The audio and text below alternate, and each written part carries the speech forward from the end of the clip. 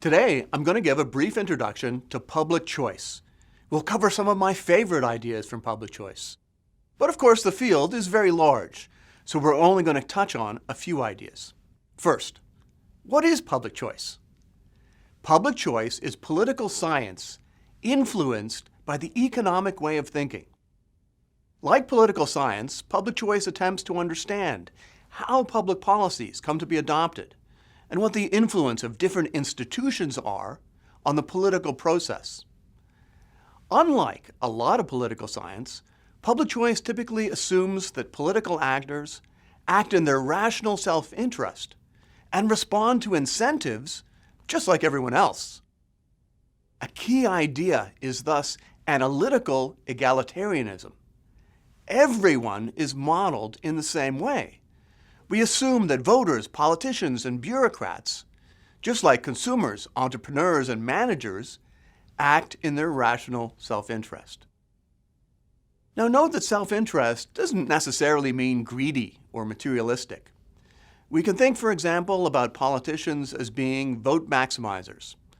Why are they trying to maximize the number of votes?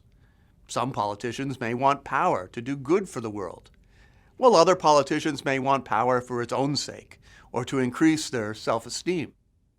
And we don't have to get into the underlying motivations in order to create a useful model.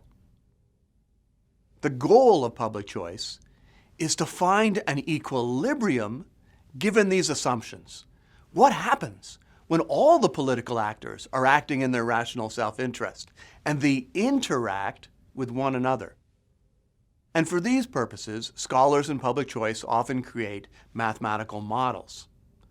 A model helps to logically work out what the consequences of our assumptions about preferences and constraints, what the consequences are for electoral equilibrium, the behavior of bureaucracy, the political power of interest groups, differences between democracies and dictatorships, the importance and operation of constitutions, and how to design better constitutions, voting systems, and so forth.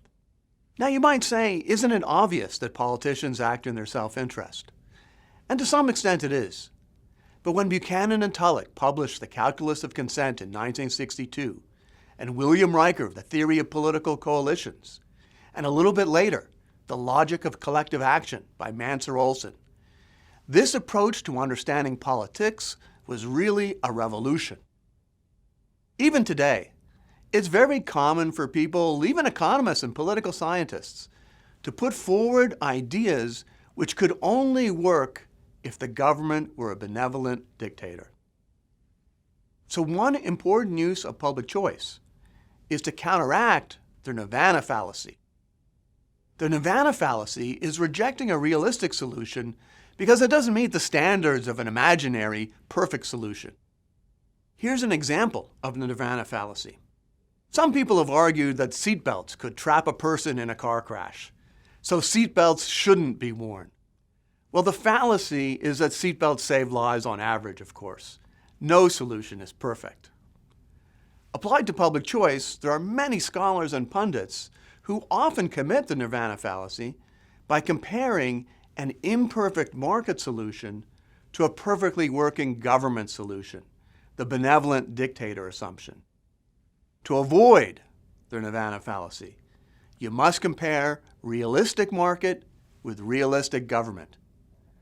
And part of public choice is a theory of government failure, which is the counterpart to the theory of market failure, thus allowing us to compare imperfect markets with imperfect governments.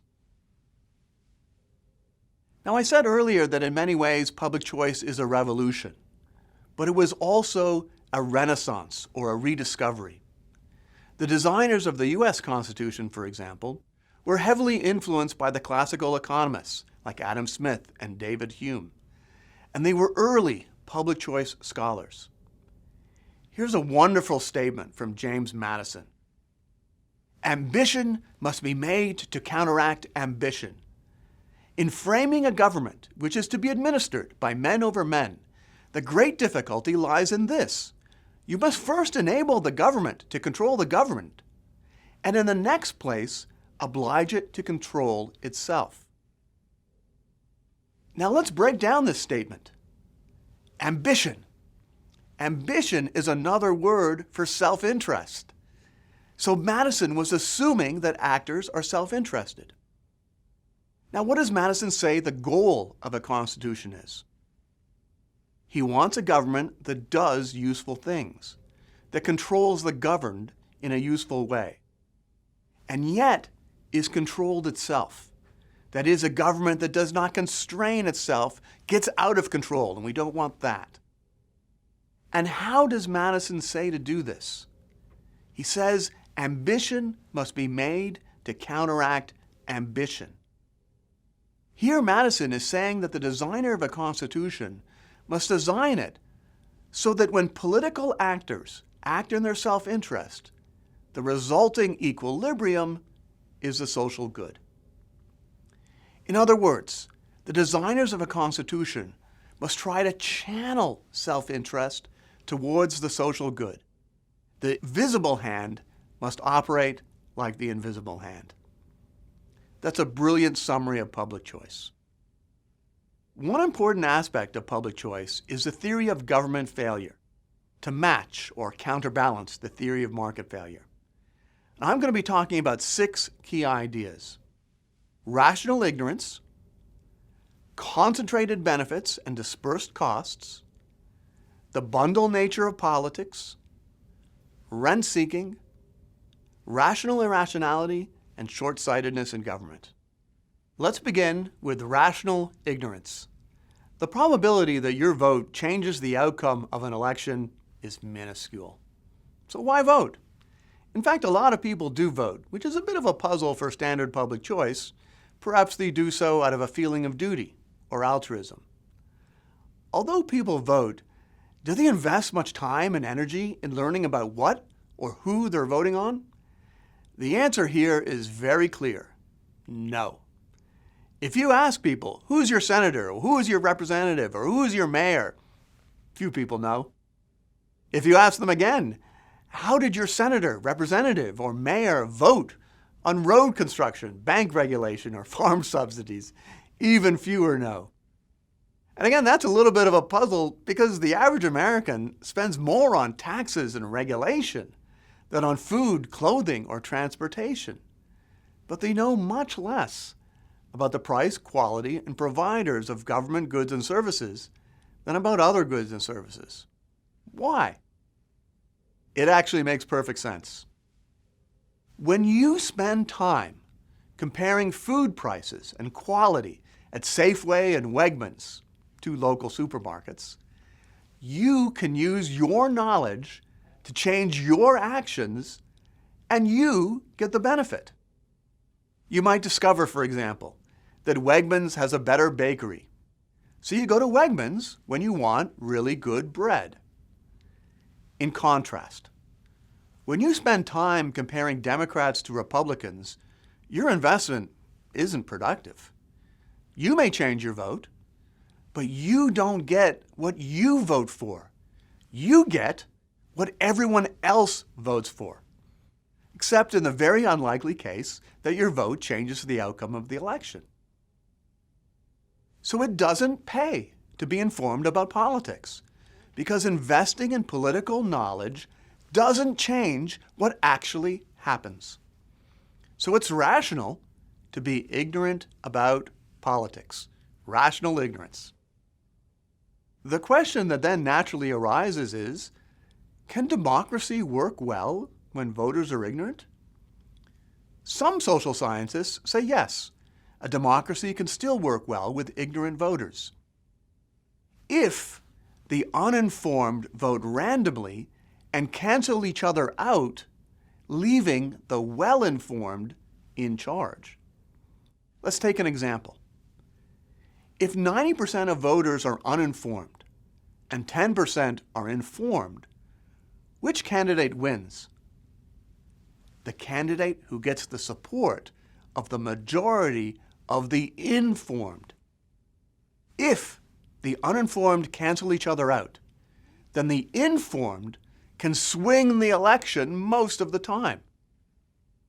This is sometimes called the miracle of aggregation. And the key assumption of this miracle of aggregation is that the uninformed vote randomly, which means that their errors aren't systemic. But rational ignorance, it changes what information gets to voters, and it changes who is informed and who is uninformed. And this does have systemic effects on political outcomes.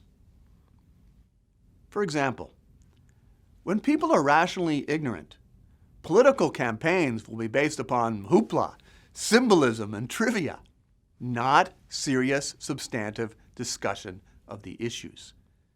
Parties will work to build brands like family values or tough on crime, much like Coke and Pepsi, and regardless of the realities. The news media, they'll also seek to entertain. In fact, it's no surprise that most people get their political information from something like The Daily Show.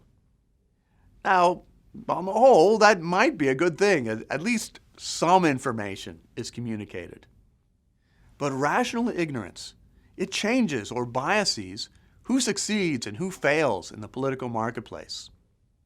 The politicians who succeed, they're going to be the ones who are good at entertaining, who are good at producing the hoopla and the trivia that grab people's attention. Here's another application of rational ignorance. Not everyone will be rationally ignorant.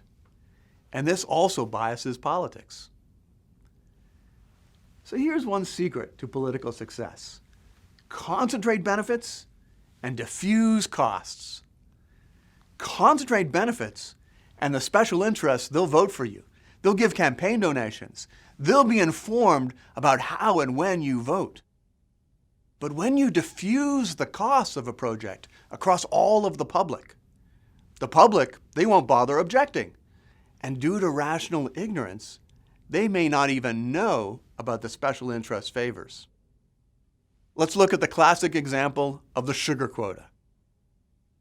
The U.S. government restricts the import of sugar.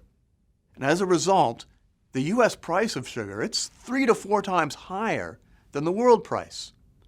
American consumers of candy and soda and other sweets, they end up paying a few $billion more for these goods than they would without the quota. Why would the government harm sugar consumers, many of whom are voters? Well, the costs of the sugar quota, they're dispersed. They're spread over hundreds of millions of consumers. So much so that it might cost each consumer $5 or $10 a year. But that means that it's not even worth figuring out who our representative is, writing a letter, or even an email to complain about the sugar quota. And complaining, it probably isn't going to do anything anyway. It may not even be worth knowing about the sugar quota. On the other hand, the benefits of the sugar quota are concentrated on a handful of producers who each benefit by many millions of dollars a year. So the small number of producers has a strong incentive to support the quota and the politicians who vote for the quota with campaign funds.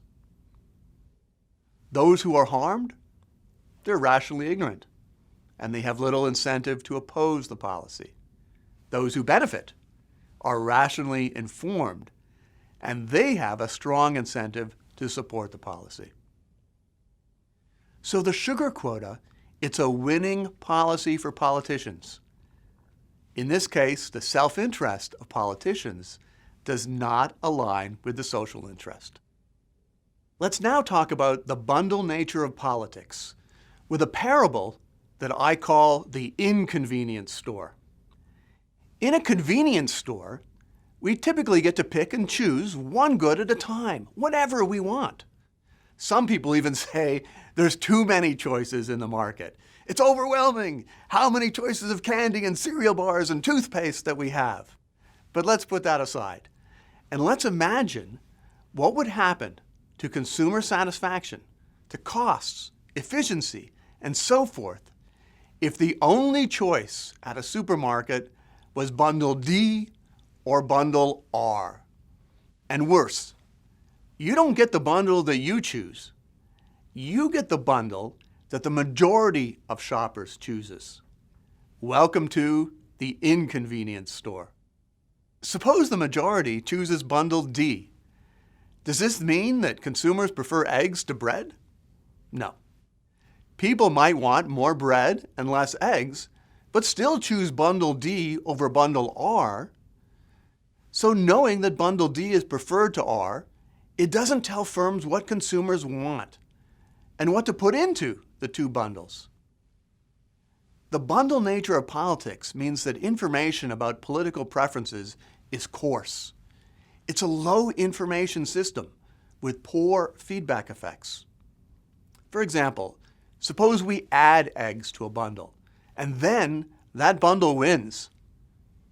That doesn't tell us that eggs were the deciding factor. Indeed, even if most voters dislike eggs, they might still choose bundle D because they want milk. So eggs can get into the winning bundle even when consumers don't want eggs. It's a little bit like the sugar quota. And notice that even if the goal of politicians was to satisfy consumer or voter preferences, the low information, low feedback effects of the political system due to the bundle nature of politics means that it's difficult for politicians to truly know what voters want. Let's now turn to another key idea in public choice: rent-seeking. A monopoly restriction, like a quota, generates what is sometimes called a Harberger triangle of deadweight loss. You've probably seen this in your microeconomics classes. We have the rectangle of monopoly profit, and the Harberger triangle is the triangle of deadweight loss which is created by the monopoly restriction or privilege. Gordon Tullock pointed out that if the government sets the quota or awards the privilege to import goods, firms will invest resources, like hiring lawyers and political insiders and lobbyists and so forth, to win that privilege. In a competitive industry, firms will keep investing, that is rent-seeking, until the net profits of the privilege are zero. There won't be any monopoly profit because the monopoly profit will be absorbed or eaten up by the rent-seeking costs. So the cost of monopoly is not simply the Harberger triangle, but also the much bigger Tullock rectangle. The resources that are used to rent-seek, they're deadweight losses because they're used to divide the pie rather than for production, for growing the pie. An implication is that creating monopoly privileges might literally benefit no one because the rent-seeking is so socially wasteful. The taxicab quota system, which was created in New York in 1937, might have benefited the very first people to get a medallion. But since then, anyone wanting to enter the industry has to pay for the medallion. So despite the fact that taxis earn monopoly rents, the owners, they don't make any above normal profits because so much of their revenue goes to paying for the medallion. Another key idea in public choice is rational irrationality, due to my colleague Brian Kaplan and his book, The Myth of the Rational Voter. Now, we all have ideas about ourselves that we like to tell. But in ordinary market, these ideas press up against reality. We might like to tell ourselves that we're charitable. But when the time comes to actually give money to charity, reality intervenes, and maybe we don't donate as much as we could. Politics, however, removes the cost of expressing our ideas about ourselves. So, for example, when it comes to voting on welfare, we may vote for welfare programs even though we don't give any money to charity. Voting for welfare is costless in a way that giving to charity is not, because our vote it won't change the outcome of the election. We may as well vote in ways which make us feel good, since our vote is unlikely to matter. Now, in this case, maybe this is a good thing, because then there's more money given to welfare. But the quantity demanded of all goods increases, the lower the price. That's the law of demand. And this is true even of stupidity or irrational bias. And we all have different types of biases. A bias against foreigners or strangers, for example, is probably a natural inclination from evolutionary times. In many ways, civilization is about overcoming these natural biases. But we're not likely to overcome our biases when the cost or the price of holding these biases is low. Let's look at an example of prejudice, one type of bias. Suppose Joe is prejudiced against Asians. Does Joe's bias cause him to stay away from Walmart and just buy American? Probably not, as that would be personally costly. Does Joe's bias lead him to vote against immigration, even if immigration would benefit Joe? Probably yes, because Joe faces no cost from voting in a biased manner. Suppose now that Joe's bias is also mixed with the belief that immigration lowers wages, a potentially true fact. Suppose, however, that studies come out showing that immigration does not reduce wages. Will Joe be convinced? No. Joe has no reason to be convinced, since being convinced, it wouldn't make Joe better off, but it would take away his comfortable belief. It would create cognitive dissonance with his bias against Asians, were Joe to accept that immigration does not reduce wages. So, do you want to know why politics is so frustratingly irrational? Do you want to know why is it filled with people who don't evaluate arguments, listen, or make judgments? The answer is rational irrationality. There's no reason to rid yourself of an irrational bias when it makes you feel good and the price is low. And politics reduces the price of irrationality. Let's give another important example. Suppose there are 1 million voters and the nation is debating whether to go to war. Each individual, they want to believe that their cause is just, that one patriot can lick 20 foreigners. We have the greatest military in the world. Victory is assured. Justice is on our side. God is on our side. Contrary beliefs, that'll put you out of step with your fellow citizens. Imagine suggesting that our military might not be the best in the world, or that God might be on their side. That's going to make you look bad, unpatriotic. It could even get you canceled. It's much more pleasant to have patriotic beliefs and to be popular, or at least in step with your fellow citizens. So suppose that having the popular belief is worth $100, or just 100. And suppose that if the individual believes that they will vote for war. Let's assume, however, that the reality is that if the war happens, it will be very costly. It'll be bloody. It will cost each individual an average of $100,000. So will the nation smarten up, or will the nation vote for war? It's war. Here's why. The belief has positive value so long as 100 minus p times 100,000 is bigger than 0, where p is the probability that a single vote changes the outcome. But notice that with 1 million voters, p is going to be very small. Since the probability that changing your belief changes the outcome of the election is near 0, there's no reason to change your belief. Thus you believe and vote for war. Think about it this way. You don't get to choose whether the nation goes to war or not. You only get to choose your belief.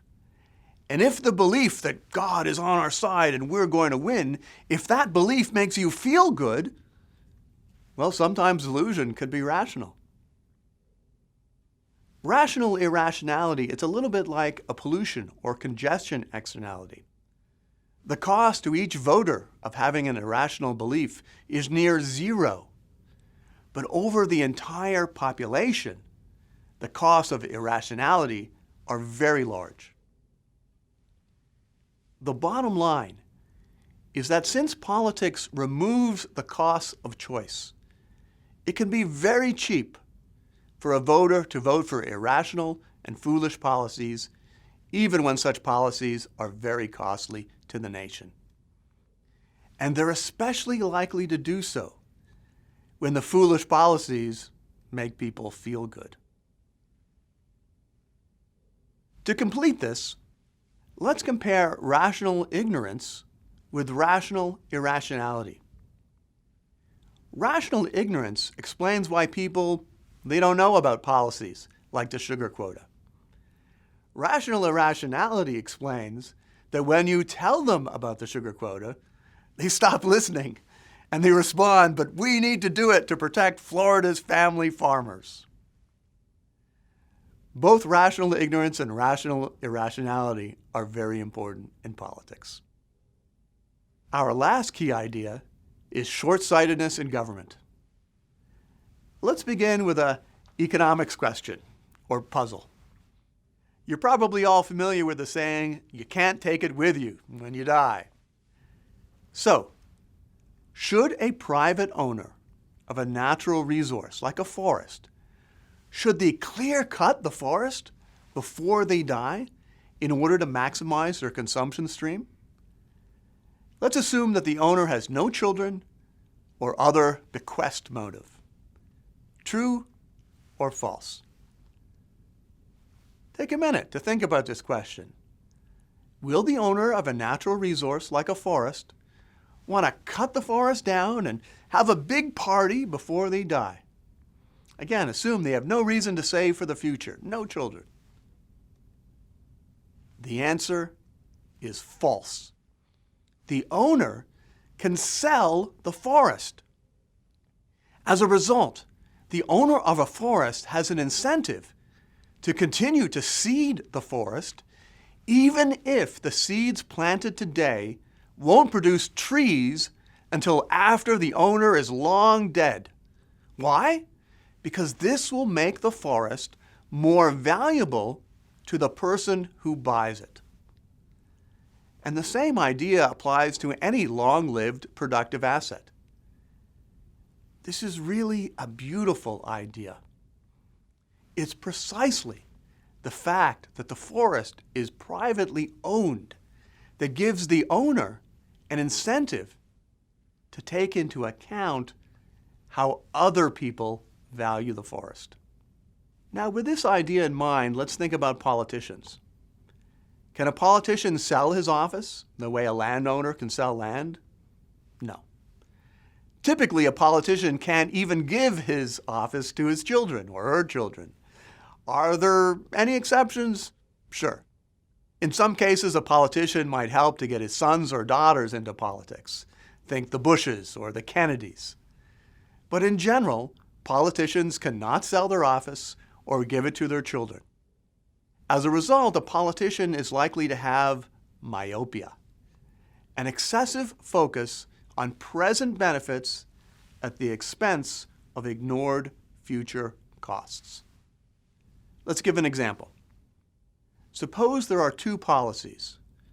One has modest costs now, but big future benefits. The other has modest benefits now, but big future costs. Which policy will politicians prefer? Almost certainly, politicians will prefer the policy with modest benefits now and big future costs. Here's an example one we're all sadly too familiar with.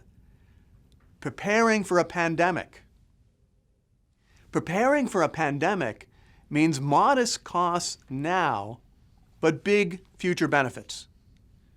But who will get those big future benefits? Probably not the politician who imposed the modest costs now, but some future politician will benefit. The future is a kind of commons, and thus we get the tragedy of the commons. And this will be especially true if the voters themselves are short-sighted or have difficulty evaluating future costs and benefits.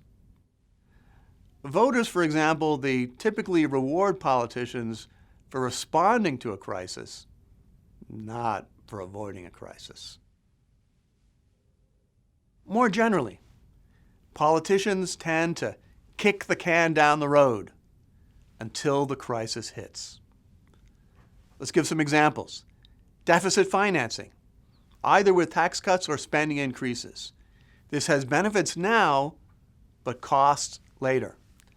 The benefits go to the politicians who are in power now. The costs, probably to some other guy.